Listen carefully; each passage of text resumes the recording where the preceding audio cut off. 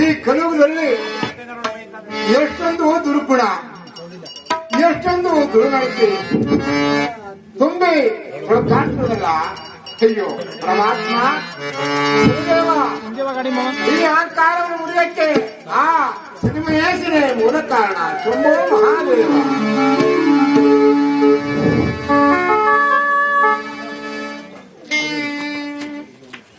ಗುರುದೇವರಿಗೆ ಶನಿದೇವರಿಗೆ ನಮಸ್ಕರಿಸಿದರು. ಶನಿದೇವ, ತಾವುಂದ ವಿಚಾರವೇನು? ಗುರುದೇವ, ನಾನು ಬಂದ ಸಮಾಜ ಕೆಲವು ದಿವಸ ಶಿವ ಪರಮಾತ್ಮ, ನೀವು ನನ್ನ ರಾಜಿಗೆ ಬರಲಿಕ್ಕೆ? ಹೌದು ಗುರುದೇವ. ತಿಳಿಸುವೆನು.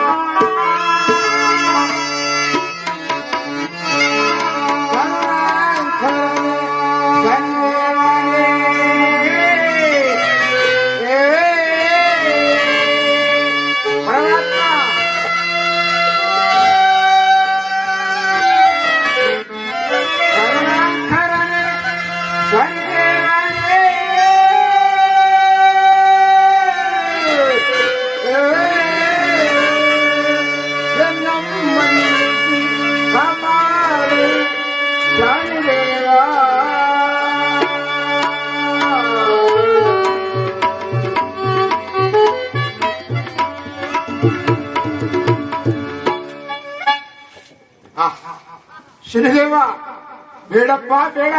ಈಗ ಕರಮಿದು ಬೇಡಿಕೊಳ್ಳಲು ತಂದೆ, ಕರಮಿದು ಬೇಡಿಕೊಳ್ಳುವರು. ಗುರುದೇವ, ತಾವೇನು ಸನ್ಮಾನಿಸುತ್ತಿದ್ದರೆ ಪ್ರಪಂಚದಲ್ಲಿ ಬೇರೆ ಯಾರು ತಾನು ನನ್ನನ್ನು ಸನ್ಮಾನಿಸುವರು. ಆದ್ದರಿಂದ 5 ಗಳಿಗೆ ಆದರೂ ನಾವು ಪಾಲಿಸಬೇಕಿರುತ್ತದೆ. ಪರಮಾತ್ಮ ಕರುಣವಿಟ್ಟು ವಿನಯದಿಂದ ಕೇಳದ ಮೇಲೆ 3 ಜಾವ ಆದರೂ ನನ್ನ ರಾಶಿಗೆ ಬರಬೇಕೆಂದು ಅಪ್ಪಣೆಯನ್ನು ಕೊಟ್ಟರು ದೇವ. ಆಗಬಹುದು ಗುರುದೇವ, ನಾನಿನ್ನು ನಿನ್ನೆ ಮಂಗಳವಾರ ಹೋಗಿ ಬನ್ನಿ.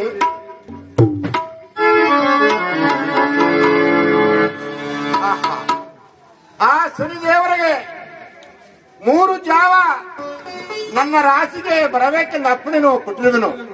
ಇರಲಿ, ಗಂಗಾ ಸ್ಥಾನಕ್ಕೆ ಹೋಗಿ ಸ್ನಾನ ಸಂಜೀವಗಳು ಮುಗಿಸುವ ತನಕ 1 ಜಾವ ಕಳೆದಿತ್ತು.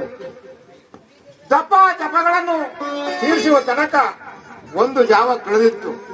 ಇನ್ನು ಉಳಿದ 1 ಜಾವ ಆ ಶನಿಮಹೇಶ ಏನು ಮಾಡುವರು ನೋಡುತ್ತೇನೆ. ತುಂಬೋ ಮಹಾದೇವ.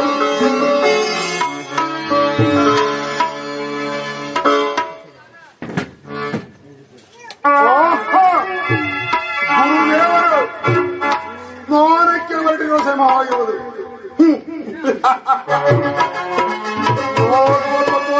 ವೇಷವನ್ನು ಧರಿಸಿ 2 ಕೆಕ್ಕರಿಕೆ ಹಣ್ಣುಗಳನ್ನು ಆ ಹಣ್ಣುಗಳಿಂದ ರಾಜನ ಮಗನ ಶಿರಸ್ಸು ಮತ್ತು ಮಂತ್ರಿ ಮಗನ ಶಿರಸ್ಸು ಗುರುದೇವರ ಜೋಳಿಗೆ ಮಾಡಿ ಆತನ ಸೂಲಕ್ಕೇರಿಸಿ ಹೋಗಿ ಮಾಡುವುದು ಸತ್ಯ.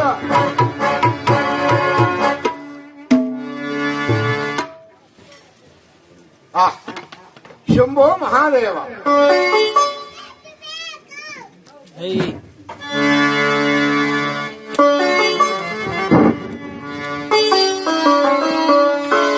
ಗುರುದೇವ, ತಮ್ಮ ಪಲಹಾರಕ್ಕೆ ಹಣ್ಣುಗಳನ್ನು ತಂದಿರುವೆನು, ಸ್ವೀಕರಿಸಿ. ಅಪ್ಪ ದಣಿ ಆಗಬಹುದು.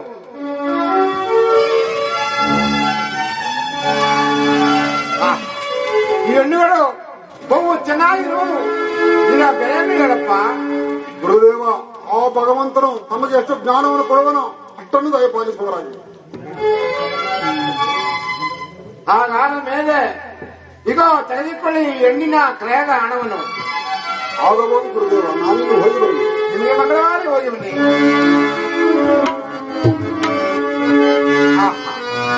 ಈ ಹೆಣ್ಣುಗಳು ಹೋಗುವ ಚೆನ್ನಾಗಿರುವವು ನಮ್ಮ ಆಶ್ರಮಕ್ಕೆ ತೆಗೆದುಕೊಂಡು ಹೋಗಿ ತಿಂದು ಸಂತೋಷವನ್ನು ಕೊಡುವೆನು.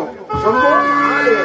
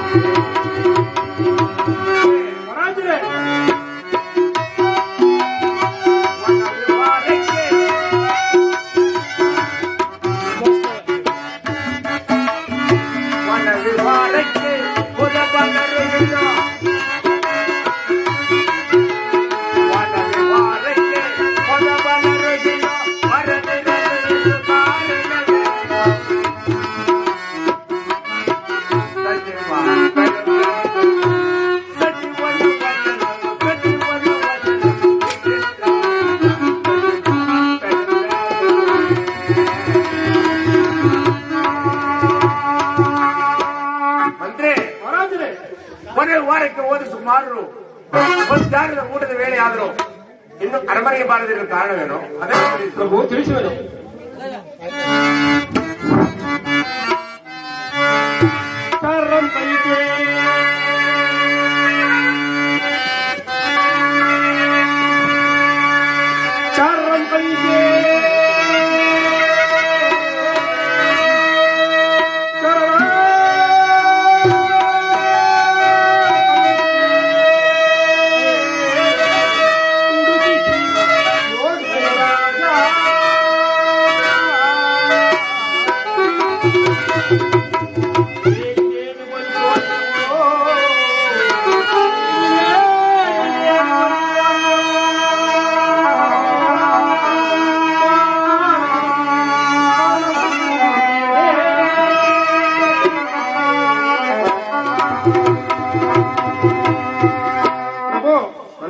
ನಮ್ಮ ಅರಮನೆ ಚಾರಕರನ್ನು ಕಳುಹಿಸಿ ಹುಡುಕಿಸಿ ನೋಡುವೆನು. ಮಂತ್ರಿ, ಈಗಲೇ ತೊಲಗಿಸಿ ಹುಡುಕಿಸಿ ಜಾಗ್ರತೆಯಾಗಿ ಅರಮನೆಗೆ ಆಗಬಹುದು ಪ್ರಭು.